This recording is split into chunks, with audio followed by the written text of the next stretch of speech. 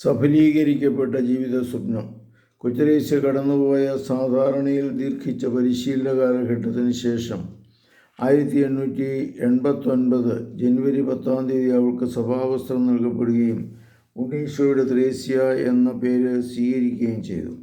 1890 September 8 അവൾ വ്രതവാഗ്ദാനം ചെയ്തു. 1895 അവൾ രചിച്ച എൻ്റെ സ്വർഗം ഇവിടെയാണ് എന്ന കവിതയിൽ ദൈവസ്നേഹ ഐക്യത്തിൽ ആത്മാവ് ക്രിസ്തുവിനോട് സാദൃശ്യം പ്രാപിക്കുന്നുവെന്ന് പറയുന്നുണ്ട്. അതായിരുന്നു അവളുടെ ജീവിത ലക്ഷ്യം. എപ്രകാരമാണ് ദൈവം അനുദിന ജീവിതത്തിലൂടെ തന്നെ നയിച്ചതെന്ന് കൊച്ചുത്രേസ്യ ഓർമ്മിക്കുന്നു. നല്ല ദൈവം എന്നെ സദാ നയിച്ചിരിക്കുന്ന മാർഗം കരുണാമിശ്രിതമായിരുന്നു. താൻ എന്നിൽ നിറവേറ്റാത്ത യാതൊരാഗ്രഹവും അവിടുന്ന് ജനിപ്പിച്ചിട്ടില്ല. തന്നിമിത്തം അവിടുത്തെ തിക്ത ചഷകവും എനിക്ക് മധുരമായി തോന്നി. തൻ്റെ സ്വന്തം സഹോദരിമാർ മരിയയും പൗളിനും കർമ്മലമഠത്തിലുണ്ടായിരുന്നെങ്കിലും മറ്റു കന്യാസ്ത്രീകളുടെ നേരെ കാണിക്കുന്നതിൽ കവിഞ്ഞ സ്നേഹാദരങ്ങളൊന്നും അവരോട് കൊച്ചുത്രേസ്യ